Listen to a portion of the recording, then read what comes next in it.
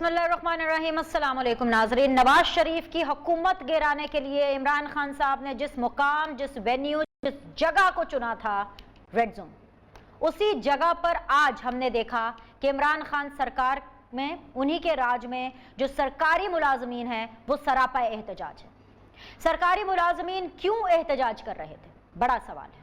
जवाब उसका यह है कि अपने हक के लिए एहतजाज कर रहे थे। सरकारी मुलाजमीन महंगाई के हाथों तंग थे, अपनी तनख्वाहों में इजाफे के लिए एहतजाज कर रहे थे, जो कि मेरिट पर देखा जाए तो एक सही मुतालबा है। सरकारी मुलाजमीन का ताल्लुक किसी भी पॉलिटिकल पार्टी से नहीं होता, ये मैं भी जानती हूँ, मेरे देखने वाले सुनने वाले भी जानते हैं, और कहीं ना कहीं वो सरकार, वो हुकूमत भी जानती है जो कि आज इस्लामाबाद में मौजूद थी, जिन्होंने ना सिर्फ इन निहत्ते, इन गैर सरकारी कारकुनों पर, शारे दस्तूर पर फायरिंग की, शेलिंग की, इनको गिरफ्तार किया, इन पर तशद्दुद किया। तो मुझे वो जुमले, वो मनाजिर, वो इमरान खान साहब याद आए कि हुकूमत नवाज शरीफ की थी और इमरान खान साहब 126 दिन धरना दे रहे थे रेड जोन।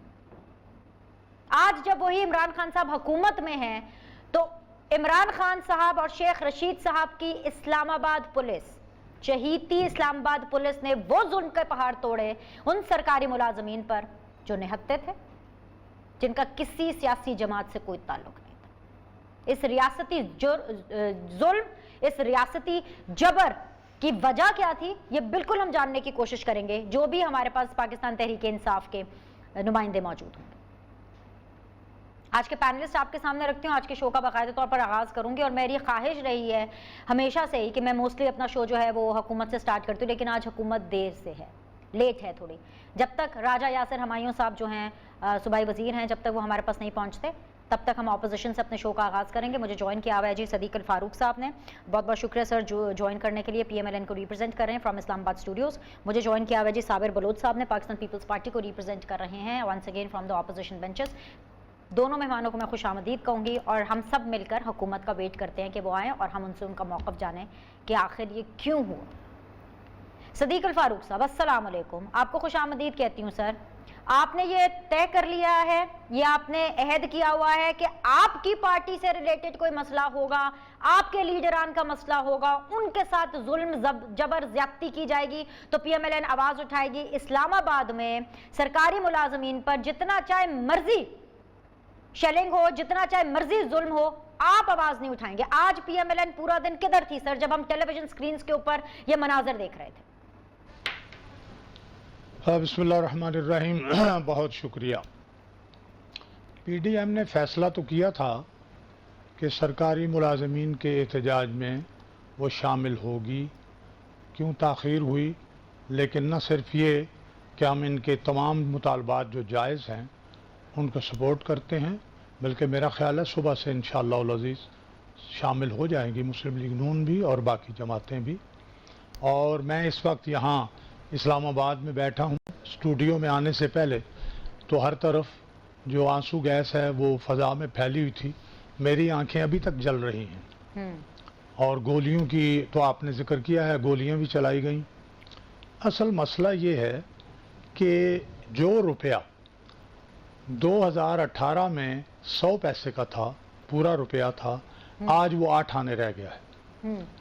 जो मुलाजमीन जिसकी तनख्वाह 20,000 थी, 20,000 में जो ख़रीदारी करते थे, आज वो ख़रीदारी उससे आधी हो जाती है। दवाओं की कीमतें 6 गुना तक बढ़ गई हैं। सरकारी अस्पतालों में जो पहले सहूलत थी 2018 तक, उसकी कीमतें भी 3-4 गुना तक बढ़ा दी गई हैं। गंदम, आटा, चीनी, चावल, उनकी कीमतें आपको मालूम हैं। इसके अलावा आप देख लीजिएगा कि दूसरी तरफ ज़राअत तबाह होकर रह गई है। ये कहते थे हम ज़राअत को फ़रोग़ देंगे, ज़राअत पैदावार आधी हो गई है। इसके साथ आप सनत देख लें, आते ही इन्होंने CPEC बंद कर दिया।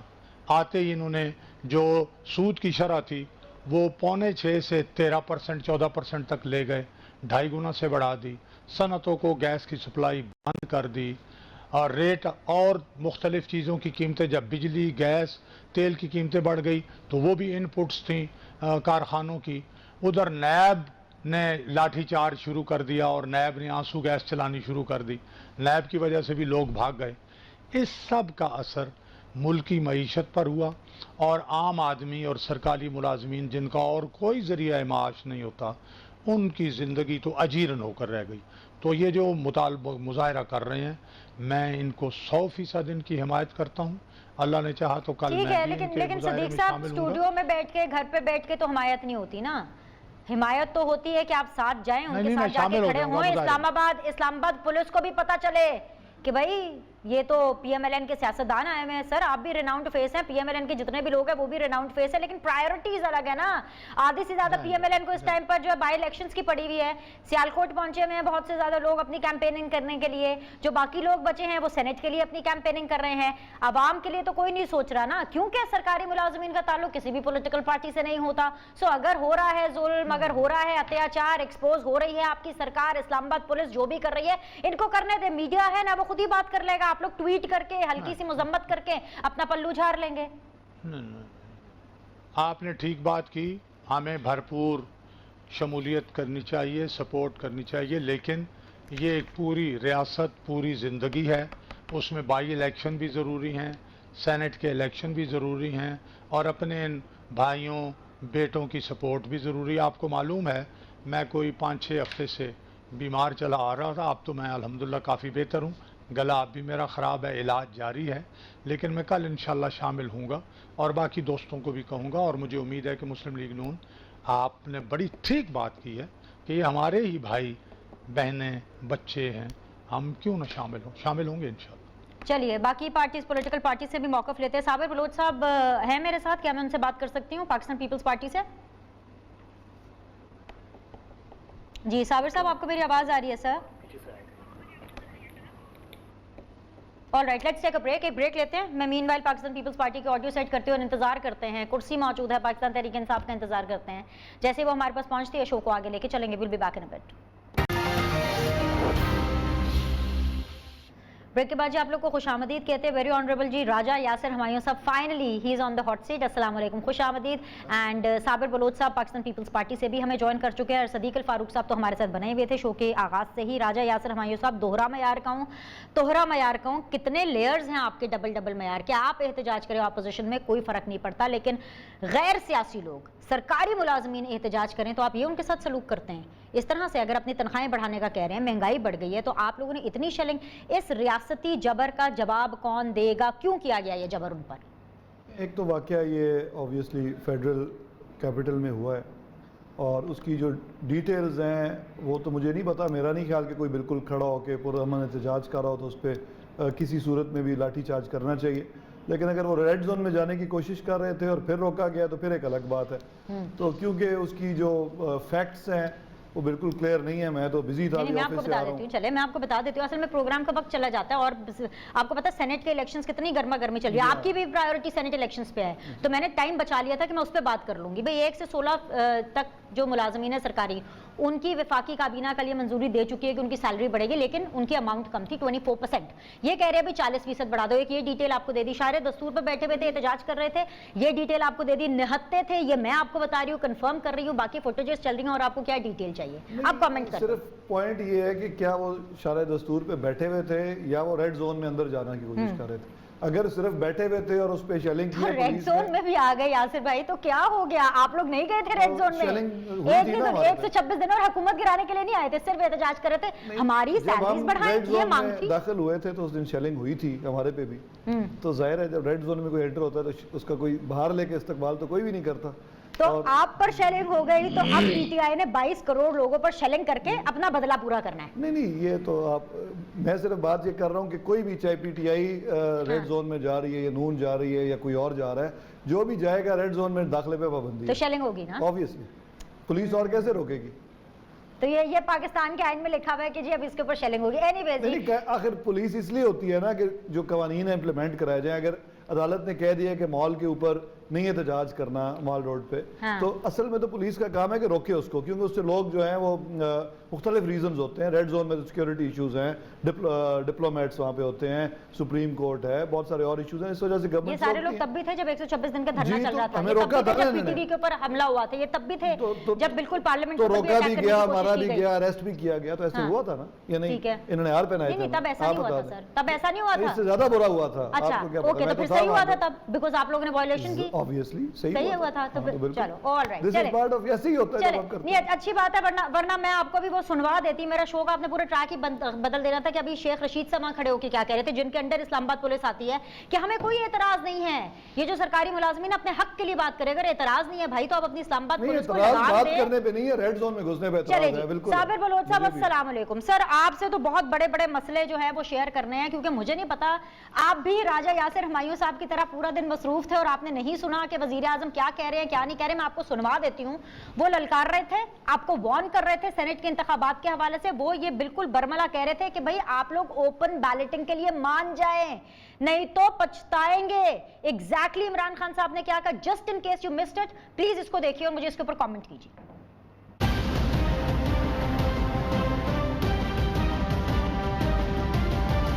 क्या यहाँ सियासतदानों के ज़मीरों का सौदा होता है या नहीं होता? क्या पैसा चलता है लोगों के ज़मीर खरीदने पे? ये 30 साल से हो रहा है। बलूचिस्तान में एक सेनेटर बनने का जो रेट जा रहा है 50 करोड़ से 70 करोड़ पे जा रहा है। सबको पैसा मिलता है, लीडरशिप को पैसा मिलता है। फजल रहमान तो सबसे ज्यादा पैसा बनाया है। मुझे खुद पैसे की ऑफर आई हुई है। जमहूरियत की नफी है ये। पिछली बारी ये नून लीग ने बार कहा कि जब ओपन बैलेट होना चाहिए, मैंने तायद की नून लीग के हाँ जी ओपन बैलेट होना चाहिए। आज ये क्यों पीछे हट गए हैं? ये जो कहना कि हमारे मेंबर जा रहे हैं नहीं जा रहे, ये याद रखें गवर्नमेंट के लिए ज्यादा आसान है। जितनी हमारी सीटें हैं उनसे ज्यादा ले सकते हैं, क्योंकि गवर्नमेंट के पास पावर होती है। आज आपको कह रहा हूँ, यही लोग रोएंगे जबकि देखें जी तहरीक इंसाफ की सीट से ज्यादा मिल गए हमें सेनेटर्स, ये लोग रोएंगे। ऑपोजिशन रोएगी साबिर बलोच साहब, अगर आप लोग ओपन बैलेटिंग के लिए नहीं माने, सीक्रेट बैलेटिंग से हुकूमत को ज्यादा सीटें मिल जाएंगी। सुन रहे हैं आप वजीर आजम साहब क्या फरमा रहे हैं? सर जी जी जी बिल्कुल सुना। बेनश बात यह है कि देखो, कॉन्स्टिट्यूशन की परवाह उसको है, कॉन्स्टिट्यूशन की इज्जत वही लीडर या वही शख्स करता है कि जो कॉन्स्टिट्यूशनली इलेक्ट हो।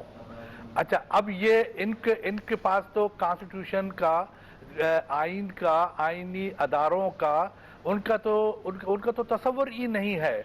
बात यह है कि ये तो इस चीज़ को जानते भी नहीं है कि भी पार्लियामेंट की बालादस्ती क्या है और पार्लियामेंट के बगैर ये खुद क्या है और इनकी हुकूमत की लेजिटिमेसी क्या है पार्लियामेंट के बगैर।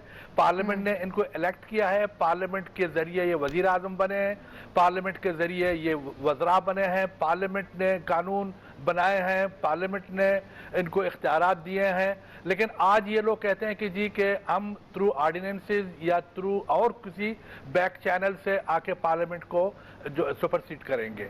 बात बेसिकली ये है कि देखो, ये तो ये इनसे ये तवक्को करें आप, और आगे मुल्क को देखें, मैं आपको एक अर्ज कर लूँ, आपने पहले जो सरकारी मुलाजमीन की बात की थी, वो हमारे दोस्त जो फरमा रहे थे कि जी जो रेड जोन में जाएगा उसको ये करेंगे, हम रेड जोन से आगे। भाई रेड जोन में है क्या कि जो आप रेड जोन करते जा रहे हैं? कोई ग्रीन जोन है, कोई रेड जोन है?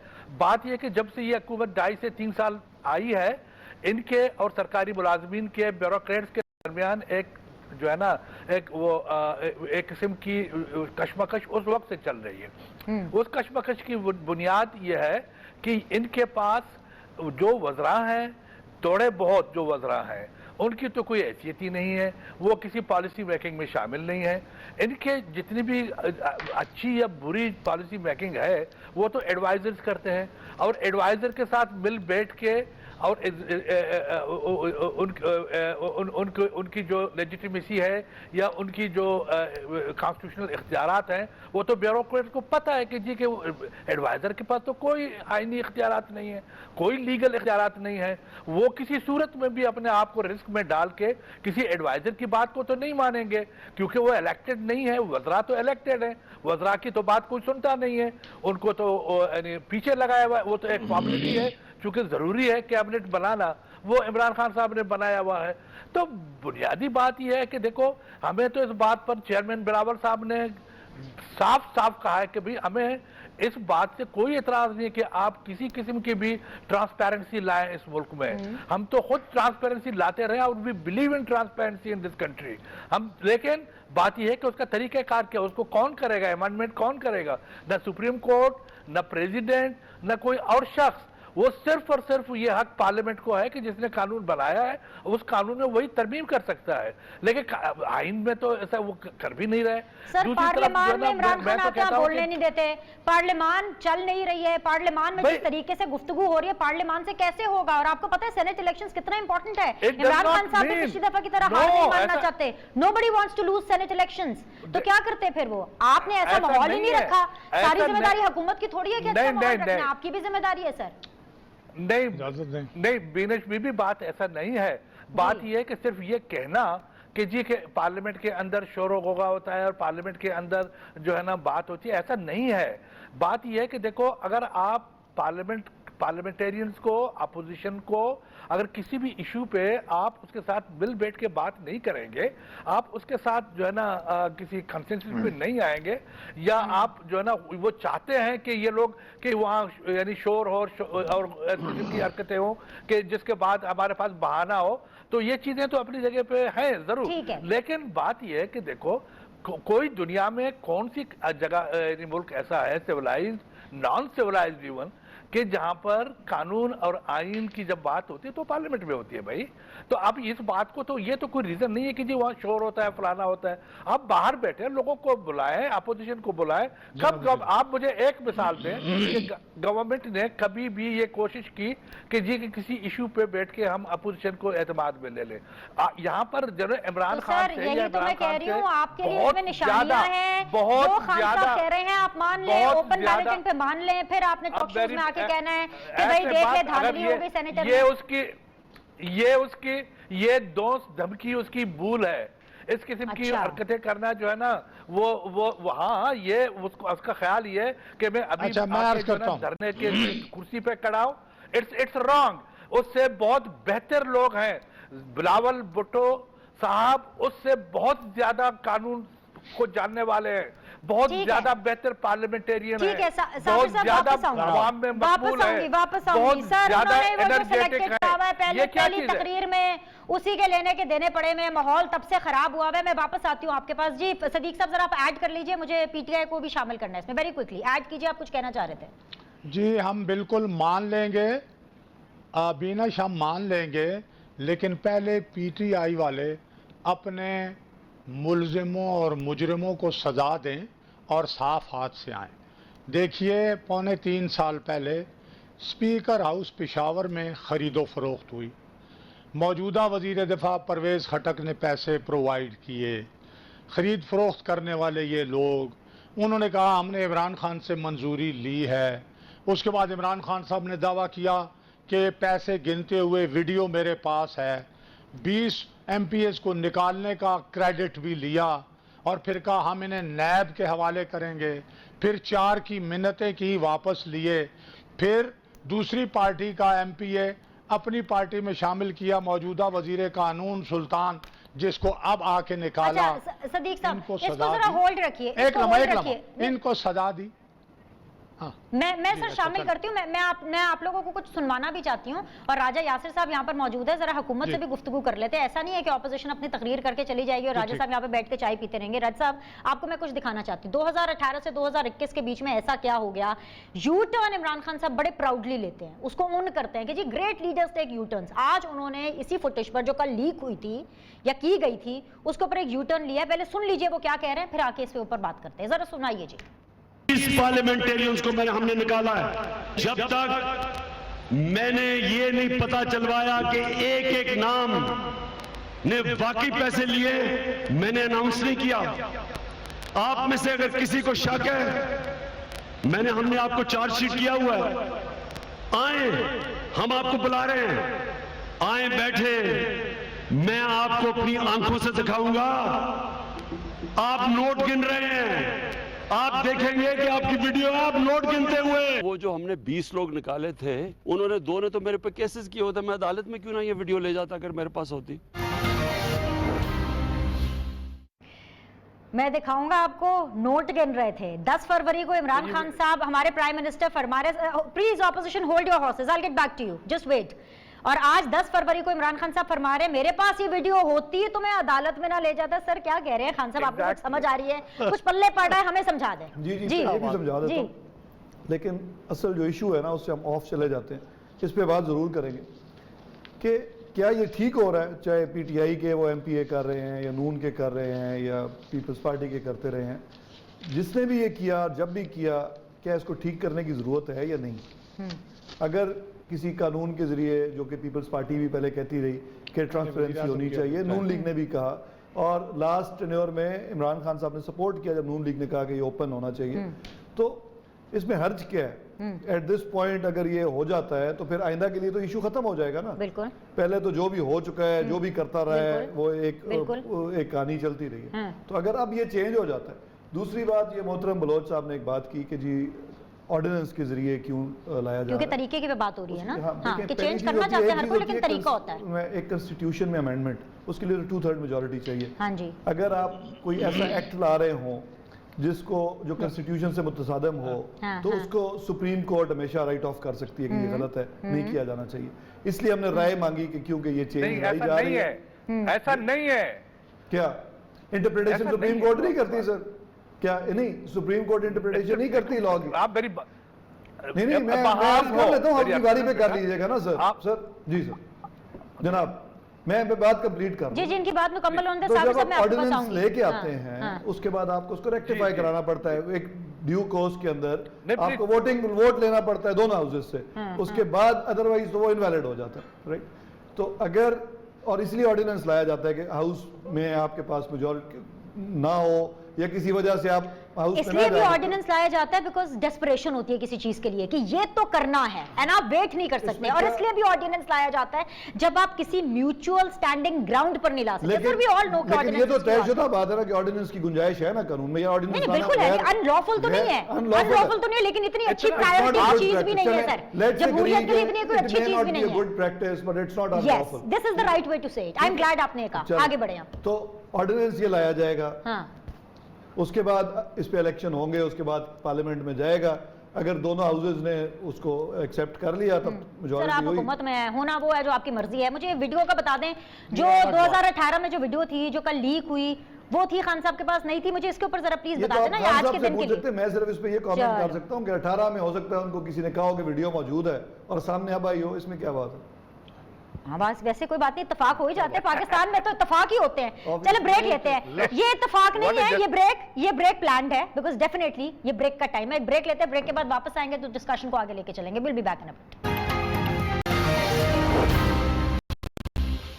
वेलकम बैक जी। सदीक अल फारूक साहब, साबिर बलोच साहब एंड राजा यासिर हमायूं साहब मेरे साथ मौजूद हैं। सदीक अल फारूक साहब, ये सेगमेंट आपसे शुरू कर लेती हूँ बिकॉज पिछले सेगमेंट के अंदर आप बहुत कुछ कहना चाह रहे थे। Now is the time to speak. लेकिन एक चीज़ आप याद रखिएगा, पीडीएम के जो करता धरता है, जिनके ऊपर आप सब लोगों ने रिस्पॉन्सिबिलिटी सौंपी है, वो है मौलाना फजलुर रहमान साहब। सेनेट के हवाले से इमरान खान साहब पेशगोई भी दे रहे हैं, आप लोग को वार्न भी कर रहे हैं, जिस तरह मैंने पहले भी जिक्र किया, आपको बता रहे हैं, उन्होंने आपको एक पिक्चर दिखा दी है कि सेनेट के इंतखाबात में क्या होने वाला है, आप माने या ना माने। लेकिन मौलाना साहब इतना सब कुछ होने के बावजूद भी पता क्या कह रहे हैं कि सियासत इमरान खान साहब को मौलाना साहब से सीखनी चाहिए। वो खुदा दनाज है सर, ये मेरे जुड़े हुए हाथ देख लीजिए, ऑपोजिशन को दीवार से लगाया हुआ है, ऑपोजिशन की रत्ती भर नहीं चल रही है, रेपुटेशन से लेकर के नैरेटिव तक आप लोग का टार्निश हुआ पड़ा है, और आप ये कह रहे हैं कि आप सियासत सिखाएंगे इमरान खान साहब को। ये जो हो रहा है और जो इमरान खान साहब कर रहे हैं जी, ये सियासत नहीं है, ये धोखा है, जुल्म है, मक्कारी है। ओहो, देखिए अभी आपने 2 वीडियोस दिखाई जी, एक में इमरान खान साहब कह रहे हैं कि आए एक एक बंदे को दिखा दूं, वोटें नोट गिन रहे हैं, आ जाएं आप देख लें, और उसके बाद कहते हैं मैंने तो वीडियो ही नहीं देखी। तो रियासत मदीना का दावेदार और झूठ बोले, और शिर्क के बाद इस्लाम में झूठ बोलना बहुत बड़ा गुनाह है। इसको यू टर्न का नाम दें, जो भी नाम दें। यासिर साहब सपोर्ट करें या कन्नी कतरा के दाएं बाएं हो जाएं। हकीकत यह है कि इमरान खान साहब पर कौन एतमाद करेगा। इमरान खान साहब माजरत एक थोड़ा सा टाइम, यहाँ 1 अरब दरख्त लगाने का दावा करते रहे जो निकले 5 करोड़। बीजिंग में तकरीबन 130 मुल्कों के नुमाइंदे जिनमें सरबराह मौजूद थे, वहाँ क्या कहा, we have successfully planted 3 billion trees in one of our province. यानी हमने अपने एक सूबे में 3 अरब दरख्त बड़ी कामयाबी से प्लांट कर दिए। वहां जाके इतना बड़ा झूठ बोला। और वहां सारे मुल्कों के सफीर पाकिस्तान से इनका जो कच्चा चट्टा है वो रोजाना भेजते हैं। इनका ना बैन अवी सतह पे कोई एहतराम और क्रेडिबिलिटी ना मुल्क के अंदर। अब इनको क्या माने। तो मौलाना जब कहते हैं कि यार को सियासत अगर सीखनी है, सियासत के कोई उसूल होते हैं, अगर पीछे हटना है तब भी को बात करो, लेकिन इतने बड़े झूठ, इतना बड़ा धोखा। भाई आपने जिन लोगों ने वोट बेचा, जिन लोगों ने जमीर बेचा, आपके पास सबूत मौजूद हैं। स्पीकर हाउस में सौदेबाजियां हो रही हैं, स्पीकर माजरत के साथ ये सवाल मेरा दोनों ऑपोजिशन के साथ है। आपसे आगाज कर लेते हैं साबिर बलोच साहब, आपसे भी यही सवाल है। आप इज्जत की बात कर रहे हैं खान साहब की, प्राइम मिनिस्टर की, ये वो सर बहुत माजरत के साथ, मैं कुछ हार्ड जुमला बोलना नहीं चाह रही, लेकिन क्या करूं, अभी कोई अल्फाज साथ नहीं दे रहे। किसी भी सियासतदान की रत्ती भर इज्जत नहीं रही है जिस तरह से कल ये फुटेज सामने आई। बिकने वाला, खरीदने वाला दोनों सियासतदान हैं।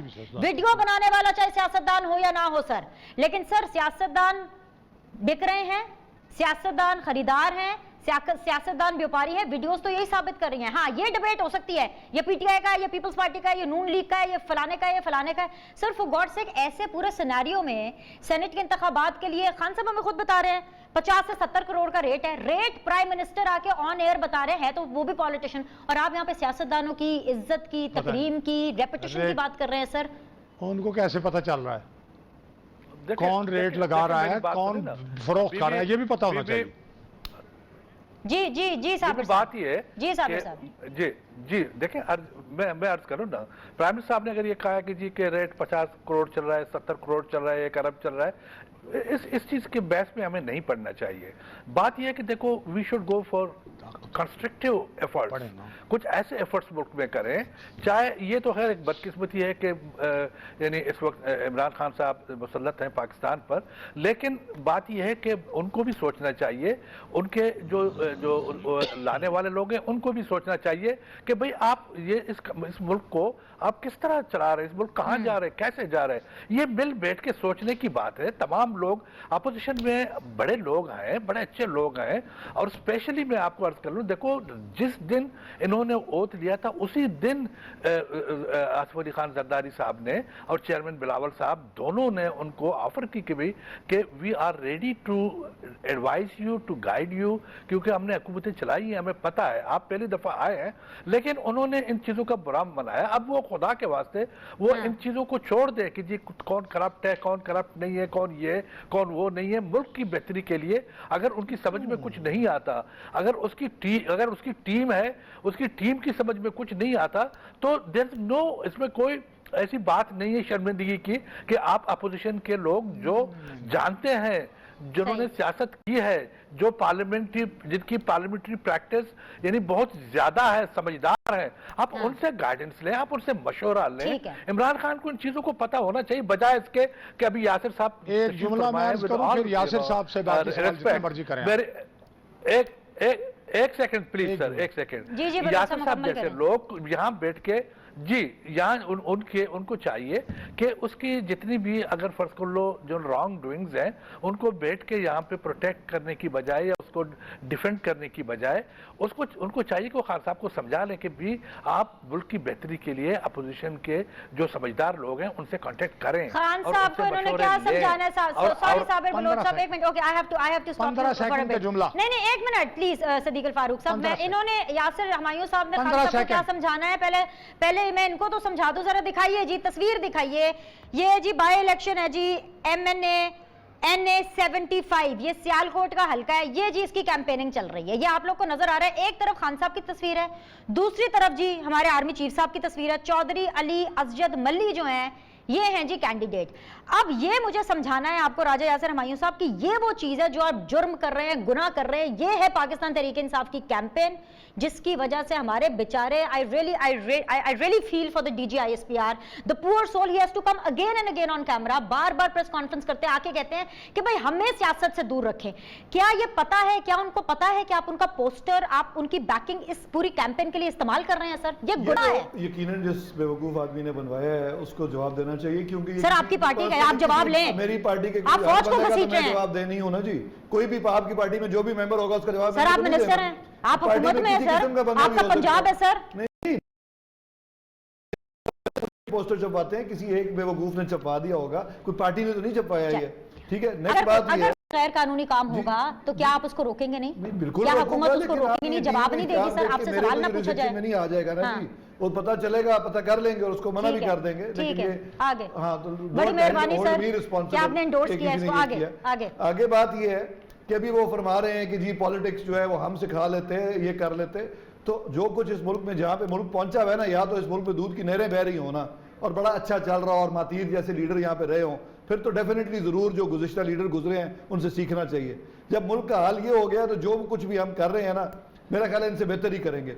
और जहाँ तक बात ये कर रहे हैं कि जी करप्शन पे बात को भूल जाएं, तो करप्शन को कैसे भूल जाए? करप्शन की वजह से ही तो मुल्क यहाँ पे पहुंचा है। मेरा ख्याल है यही अगर हम भूल जाते तो शायद जरदारी साहब गाइडेंस भी दे देते और शायद ये भी बता देते कि 10% से फिर 15 पे या 20 पे कैसे लेके जाना है करप्शन को। ये क्या, अभी आप इतने उस पर ना आए ना, अभी आप सेंस की बात करें, सेंस की क्या, आप इस किस्म की बातें ना करें। 15 पार्टी ने बड़ी कामयाब गवर्नमेंट चलाई है। फिर से आपके पास कोई जो है ना, कोई बोलने के लिए अगर कोई बात नहीं है ना आपके पास है। आपने बड़ी लॉजिकल बात की है जनाब, क्या अच्छी हरकत आपने अभी आपने इमरान खान साहब की तकरीर सुनाई है। जी जी जी जी, बोलिए जल्दी बोलिए। अभी आपने सुनाई कि जिसमें उन्होंने कहा कि हुकूमत के पास बड़ी ताकत होती है। साथ ही वो कहते हैं कि 50 करोड़ और 70 करोड़ में वोट जो है वो बिक रहे हैं। तो जब हुकूमत की ताकत इनके पास है और ये बात इनके इल्म में आ गई है कि 50-70 करोड़, तो इसका अजाला आसमान से उतर के कोई नहीं करेगा। मैं फिर कहूंगा, पहले तो कह रहे हैं सर कि ओपन बैलेट पे आप एतराज ना करें, यही तो कहा है वालों को पकड़ें, फिर इधर आए, फिर इधर भी पकड़ लेंगे इंशाल्लाह जो कर रहे हैं। और जो अभी ओपन बैलेटिंग होगी तो दूध का दूध पानी का पानी हो जाएगा, पैसे देने की जरूरत ही नहीं पकड़े। अच्छा, मुझे बस एक आखिरी चीज बता दें, बस आखिरी लास्ट 30 सेकंड में। वजीर आजम साहब ने आज भी फरमाया कि उनको माजी में रिश्वत ऑफर हुई थी, तो ये बात उन्होंने किसी से शेयर की थी, बताया था उन्होंने उस टाइम पे किसी को? नहीं, उन्होंने किसी को किस लिए बताना है? अगर वो ये कह रहे हैं कि ऐसे नहीं, होता क्योंकि ये तो इदारों को, ये प्राइम मिनिस्टर, रिश्वत ऑफर करना जुर्म है, बताना पड़ता है, कंप्लेन करनी पड़ती है। बात के एसेंस को छोड़ रहे हैं। नहीं, आप जो बात का एसेंस है वो ये है कि मुल्क में करप्शन है या नहीं, क्या सेनेटर्स बिकते हैं या सेनेट के वोट्स बिकते हैं या नहीं बिकते। और पीटीआई सबसे ज्यादा करप्शन कर रही है। बहुत शुक्रिया जी, आप लोगों से मंडे को मुलाकात करेंगे। लुक आफ्टर योरसेल्फ, तीनों पैनलिस्ट का बहुत बहुत शुक्रिया। फीडबैक जरूर दीजिएगा। अल्लाह हाफिज़।